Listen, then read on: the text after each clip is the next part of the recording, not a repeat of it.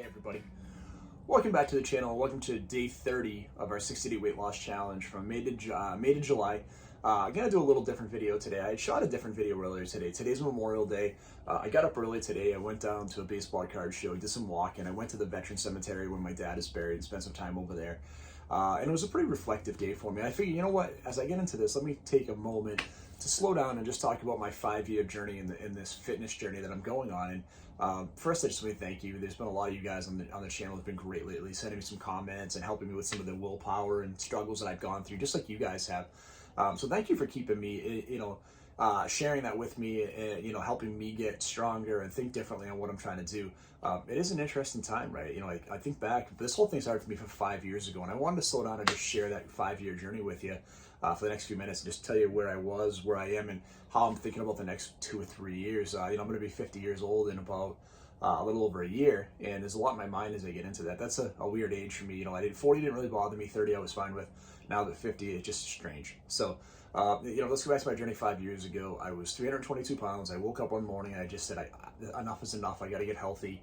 And I decided I'm going to work out like crazy. I'm going to get back into shape. When I was younger, I was athletic. I played a ton of sports. I loved basketball.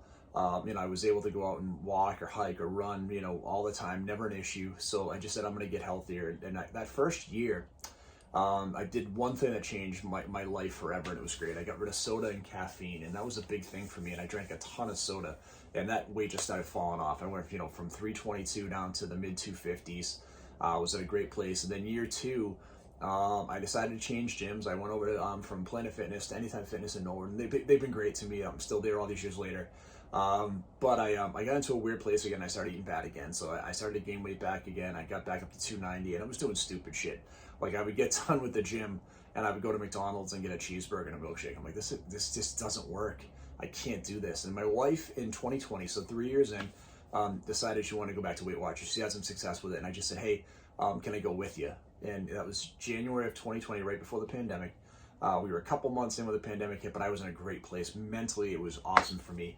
That year was awesome. I lost, 100 pounds on Weight Watchers. I was into the 200, under 200 for the first time since I was 19 years old. So that was great. And then I got into, the next year, and my weight started to creep back up again. And something really dangerous happened for me. I had hit lifetime on Weight Watchers, which was great, and I'm not blaming Weight Watchers at all. But the system screwed up and I couldn't weigh in anymore. So every Saturday when I would come in, I just had to weigh in. So if I was lifetime, I'd have to stay within a certain window. Well, I couldn't weigh in anymore because it just wouldn't work. I would crash their system. So I had lost this accountability that Weight Watchers had brought to me. And for me, that was a huge, huge miss.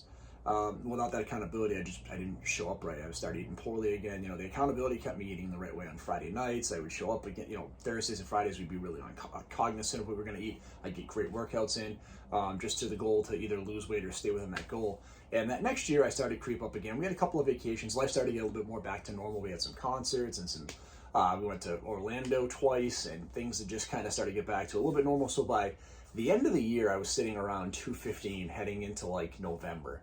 And then November, if you guys know, if you saw my channel, I had some surgery on my leg in December. I had three minor surgeries, but it really restricted my workouts, and I ate terrible, and I gained like 20 pounds in December. When I came into the New Year's, I was like 240 pounds, and I'm like, what the hell, man?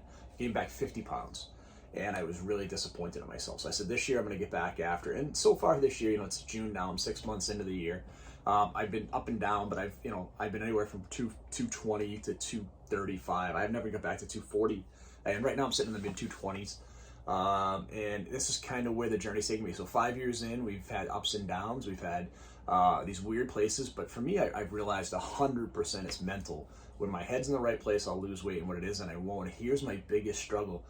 The fitness piece is easy for me right now. And it sounds stupid, but I'm going to get on this Peloton in a couple minutes, and I'm going to go bang out a 20 or 30-minute ride, and I'll finish top 1% in the country, and I'll burn a ton of calories, and I'll walk away like awesome.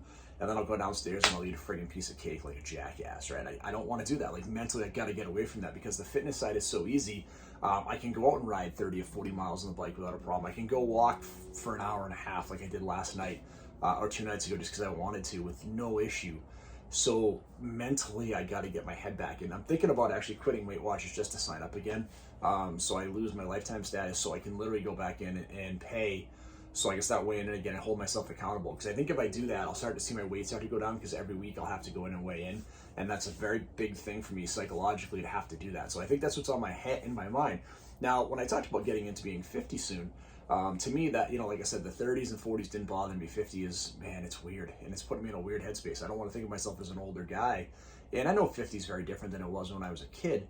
But the reality is, I got to figure out, like, what do I want to do? I want to be able to do, really active things in my 50s and maintain some lifestyle stuff that I've had for the last couple of years. So that's kind of what's on my mind. I figured, again, I would slow down and share with you. I had shot a video. It was really personal.